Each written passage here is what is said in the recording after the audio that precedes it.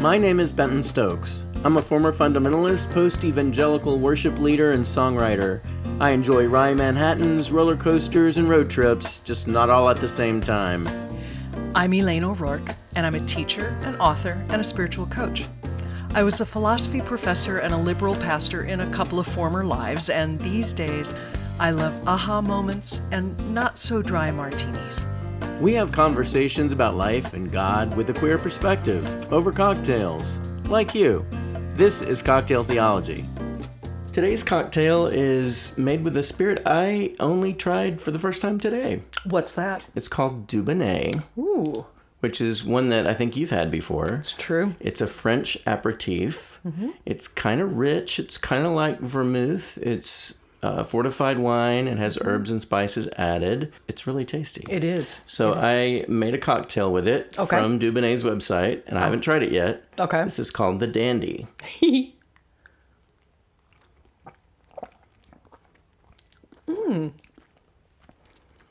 It really took back the sweetness of the Dubonnet. Mm-hmm.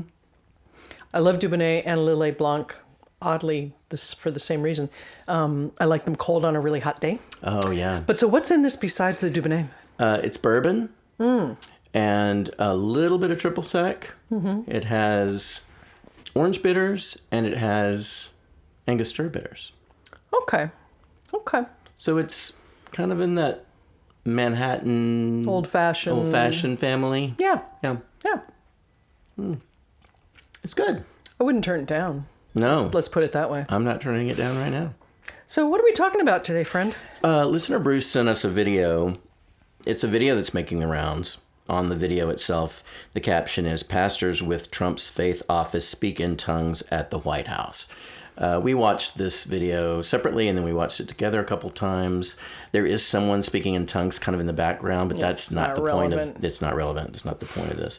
But to describe the video for listeners who haven't seen it, there's a circle of people mixed between men and women. I think there might be one person of color in the circle. The White House is in the background. And they are praying very fervently. Mm-hmm. They have their hands open. They're saying things like, "We are going to take back this land for you, Lord." They're saying, "You told us to bring heaven down to earth, and you are releasing it through your people," or something to that effect. Mm-hmm. It's not unlike prayers that I've heard before, but not in a very, very, very long time. Okay. What did you take from it? Well, some of the same things you did. The fervent is actually right. I mean, I agree with you. It's got a certain kind of charismatic attitude to it, but it's not just charismatic. It's not that sense of the Holy Spirit being engaged. No, it's not. It's actually, they'd probably hate me for this, but it reminds me more of pagan type stuff. Where you're commanding the rain, the whatever, to come and do a thing. Yeah. And claiming the power in your own person to do this thing. Right. And really pleading with the god or gods to support you in it because you are being a faithful person. Yes. Which is kind of it's an interesting form of prayer. Mm-hmm. It has a little bit of the, I want to do this thing, I'm asking you to bless me in my doing it, which can be a humble prayer. Mm-hmm. But there was a sense of it as I think we're both experiencing, and I know our listener was, there's this militaristic claiming of the land in a sense of, this is our land. Yes, very much, yes. And we're going to make it your land as you have told us to do. Yeah. Which is sort of an interesting, I mean, if you can step away from the White House part of it, it's an interesting way to think about it. It's got that, it's like a prayer, you know what it is? It's like a prayer you pray before you go into battle to defeat your enemies. Yeah. Or like if you were a religious football team, you'd pray before you went onto the football field, right? It's that sense of, we are going to crush the enemies in your name, God. Yes. Right? Yes. And they never say crush the enemy, but they do have that sense that they're trying to defeat capital T, capital E enemy. Yes. Now, whether capital T, capital E, enemy has two legs is not clear. Right. But it is that sense. It's that kind of, we are about to, I love that language of unleash. That's what they're using. That we are going to unleash our power. Yes. That you have given us. Yes. To get this land back for you. Right. Which is a sort of interesting. It's a kind of a, yeah. Right? So it's like an army going to war without ever actually saying that stuff. Yeah. It'd be worth it for our listeners to actually find this video. Not that I want to give it more views, but because for me, it was not so much that they were praying on White House property. It was not so much the praying for God to bring God's people back to God. Because I can imagine myself praying for that in a very different tone than that. There was something about the attitude going into it, the inherent superiority. Yes. The we are righteous, everybody else isn't. Right. That sense that just in the prayer itself was very unsettling. Yes. And as you pointed out when we were first talking about it, if a group of people of the Islamic faith prayed the same thing, Christians would be freaking the F out. Yes. At the White House. At the White House. Well, in public. Or in public, anyway. Just say in public. Because we would not hear it the same way coming from a different group, it says something about the tenor of the prayer. Yes. Make sense? Yeah. Whereas if it were a group of Christians standing and praying for brotherhood, sisterhood, peace, good things for all people, and a group of Islamic peoples started praying the same thing, it would feel like the same prayer. Yeah. It would feel like they were all praying to the same God for the same thing. Right. As soon as you get into the go Notre Dame kind of feeling, right? Yeah. Then it becomes us and them. And that was a very strong sense of it, even though those words did not come out of her mouth. They didn't come out, but I sure did pick up on the subtext. Oh, yeah, exactly. And I think anybody that's ever been around that would know exactly what they were praying. Yeah. Well, and that's why I'm saying it wasn't about the words. It was completely the tone and the attitude and the location. Yes. The location is important, I think, because the White House is supposed to be the people's house. And when any group gets on the lawn of the White House and starts praying, we're going to take this land. Yes. That seems problematic to me. Yes. So that's one thing. And also the other thing, you mentioned humility, and there was a complete absence of humility. Oh, no. There was no humility in this. Not even if it's your will. No.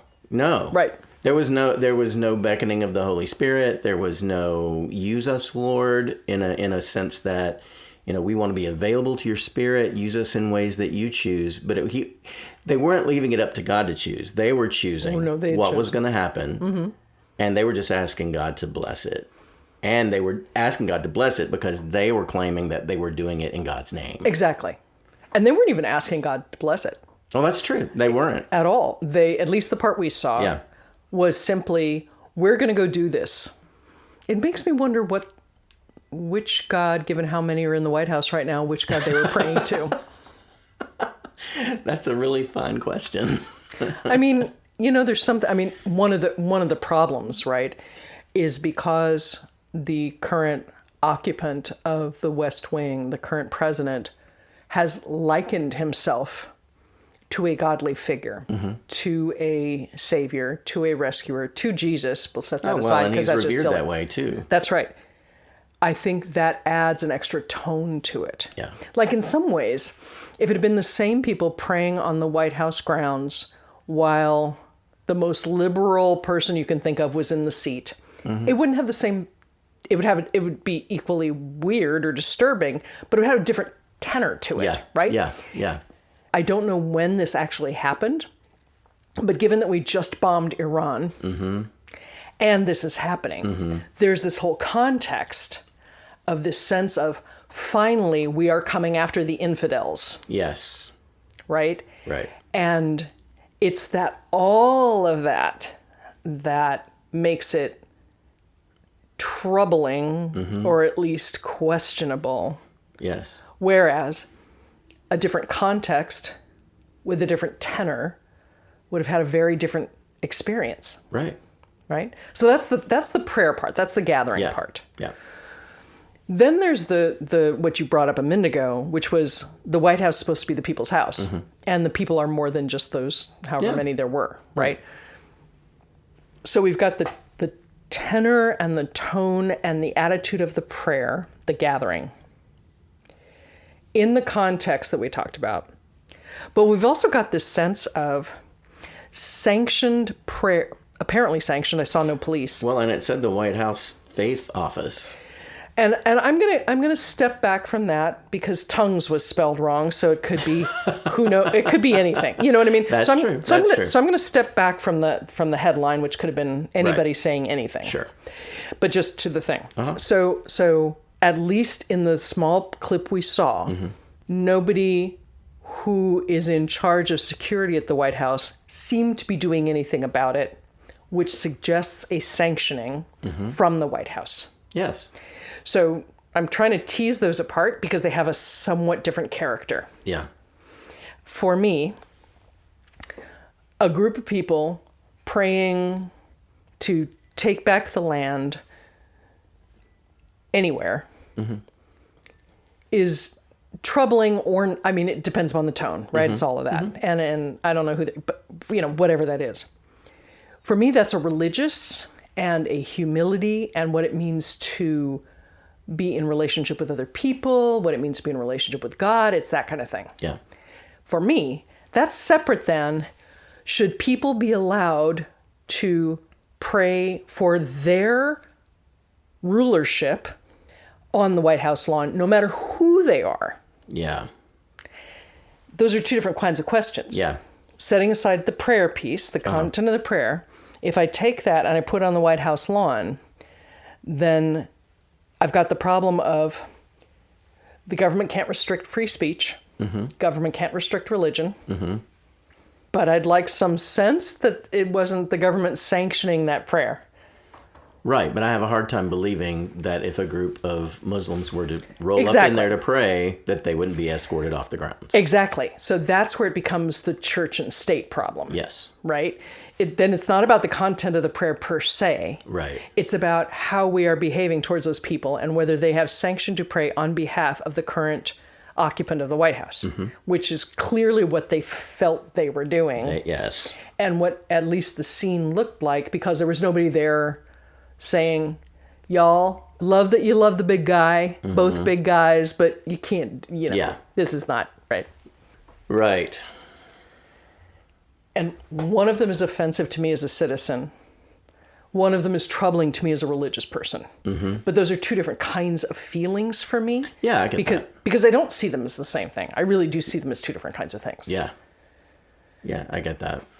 So I want to go back to the idea, and I think this was part of what was troubling our listener. I watched something like that, and I'm troubled, but it doesn't deeply disturb me. It makes me like, oh, geez, we got to deal with these people too. Yeah. You know what I mean? Or God's got to, whoever, somebody has to deal with these people too. Here's another problem.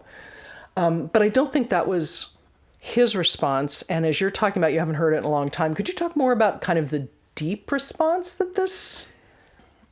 I come out of fundamentalism. However, I was not in that particular stream of fundamentalism. So there was definitely, praying against spirits, praying against the enemy, that kind of fervent prayer. That's very familiar to me. Okay. This bordered on militaristic, and I wasn't around that a lot, and I didn't grow up around tongues. However, I think that anybody that comes from a fundamentalist background or even a charismatic background is familiar with this kind of prayer. Now, as a progressive, I feel intimidated by that kind of prayer because I feel like I would be one of those people they're praying against, even though I'm also a Jesus follower. Sure. Because I'm not the one that's going to fall in line. I don't have their nationalistic views. Right. I don't view Jesus the same. I don't view Israel the same. I don't view any of this the same. Right.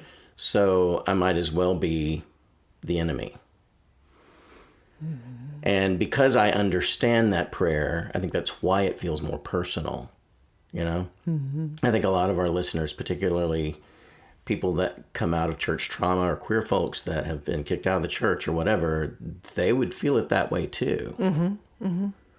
Like, you know, it's an us and them, and we're very much the them.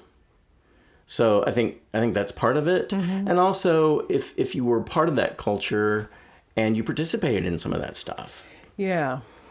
And now, years removed, it's like, oh, damn, I did that.